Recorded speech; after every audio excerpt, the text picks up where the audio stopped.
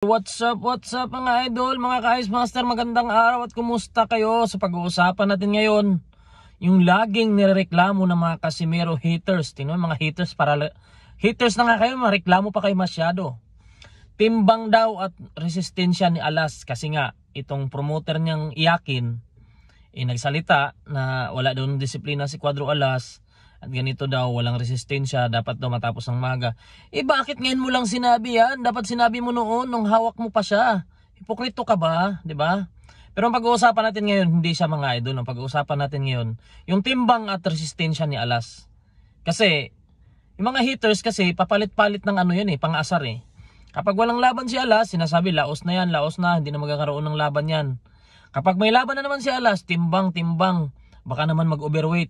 Ngayon yung laban ni Alas catch weight sa 58 kilograms, so nasa 127, kulang-kulang na lang 128 na. So hindi na naman nila binabanggit yung timbang kasi alam siguro nila na hindi na mag-overweight si Alas dyan dahil nasa featherweight division na yan. So ang binabanata nila ngayon, yung resistensya na naman. Padami yung mga haters ni Alas ngayon. Kaya mga idol, pag-usapan natin yung resistensya. Ako man mga idol gusto ko rin talaga na maganda yung ni Cuadro Alas, maganda yung kondisyon kasi yung resistensya niya, laging nirereklamo ng mga haters na hinihingal daw. So ang pinagbasihan nila mga idol, yung laban ni Ugoni, hinihingal daw si Alas. So isa pa, may excuse yun dahil may lag na talaga si Cuadro Alas doon, nahawa siya ng mga kasama niya. So hindi sabihin nila nagdadahilan, hinihingal. Sabihin na natin hinihingal. Yung hingal niya siguro mga idol lahat naman siguro ng boksingero hinihingal. Siguro masyado lang nilang binigyan ng pansin yung hingal ni Cuadro Alas. Ang masama kasi doon, hinihingal ka, hindi ka na sumusuntok. Nakita naman natin si Alas hanggang matigil yung round, matigil yung laban, suntok siya ng suntok. Ibig sabihin, andun pa yung energy niya, hindi talaga siya yung pagod na pagod. Siguro hiningal siya pero kaya niyang i-absorb yung yung hingal niya, kaya niyang kontrolin. Hindi yung hingal talaga na pagod siya. So isa pa, yung laban ni Nituamba, hinihingal daw si Cuadro Alas sa 12 rounds. So ganun pa rin yung paliwanag ko dyan mga idol. Sige, sabihin na natin na pagod siya.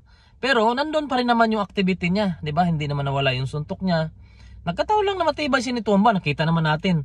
After ng talo niya kay Cuadro Alas, diba? Sunod-sunod yung panalo. Isang round niya lang si Ugoni dun Ibig sabihin, hindi rin basta-bastang boksingero yun si Nituamba. Nagkataon lang na hindi talaga siya nabigyan ng magandang laban. So pero pag-uusapan natin mga idol, gaano ba kahalaga talaga yung resistensya o yung kondisyon ni Alas? Ako man mga idol, wini-wish ko na magkaroon din sila ng conditioning coach. Pero kapag kakaalam ko meron silang conditioning coach ngayon, hindi lang nila pinapakita kasi bakit kailangan pa ipakita, di ba? Alam ko may narinig ako na meron sila sa gym, kasama na yun doon, may mga conditioning coach na, di ba? So sa mga haters ni Cuadro Alas dyan, siyempre kahit ako naman, wini-wish ko din na sana magkaroon din ng conditioning coach kasi iba na kasi ngayon kumbaga science na yung labanan. Siyempre si Cuadro Alas hindi na rin bumabata, so kailangan talaga ng yung diet, kaya niya na lang diet na yan. Kasi nung panahon na naman ni Memo Herdia, hindi naman nag-asikaso si Memo ng diet Strength and conditioning lang yun si Memo, hindi siya nutritionist. Makikita natin na ang gumagawa ng pagkain doon, baka sabihin nila nagmamagaling ako. Nung si Cuadro Alas na kay Memo, ang gumagawa ng pagkain doon si Brendan.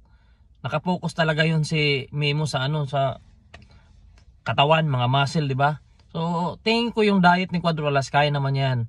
So yung kondisyon na lang siguro, tingin ko din kung ayon talaga nila kumuha ng conditioning coach, wala na tayong magagawa doon. Yung mga haters naman kasi galit na galit. Pero sa akin, basta sakto lang yung ensayo nila, tama na yung ensayo nila, kumbaga hindi naman sila bitin sa buwan siguro. Tingnan na lang natin mga idol, kasi kahit ako mismo, gusto ko rin na maganda yung resistensya ni Cuadro Alas para wala na mga sabi. Diba? Kaso, paano yan pag first to third round, knockout na, ano na naman yung nyo? Ano na naman yung idadahilan nyo? Sasabihin na minadali kasi walang hangin. Katulad nung kay Sanchez, di ba? Ganun talaga mga idol. Ang boxing, any rounds pwedeng matapos yan. So, pag matapos ang maaga, ano naman yung dadahilan nyo? Ano naman yung pang-asar nyo kay Casimero? Di ba? Wala. Minadali. So, yun lang mga idol, no? Sa mga haters na mga Iyakin dyan. Huwag kayong mag-alala sa resistensya ni Alas. Alam nila yan. Di ba? Alam nila yung ginagawa nila. Kung nagkataon man na may pagkakamali sila, maayos din naman nila na i-improve yan. Siguro, ayaw talaga nila kumuha ng conditioning coach siguro kasi hindi naman big fight kasi masyado.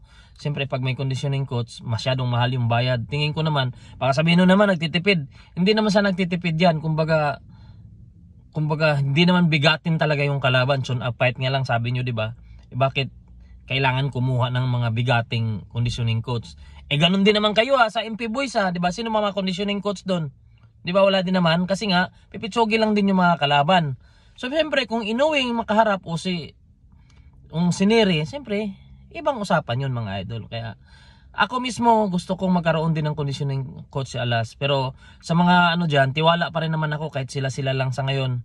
Andyan naman si Coach Ray Orais, may alam sa boxing yan. Veterano yan, coach yan. So, marami ng experience yan. Kaya, tingin ko, sa kalaban nila ngayon, kayang-kaya nila yan. Kaya sa mga iyakin dyan, umiyak na lang muna kayo.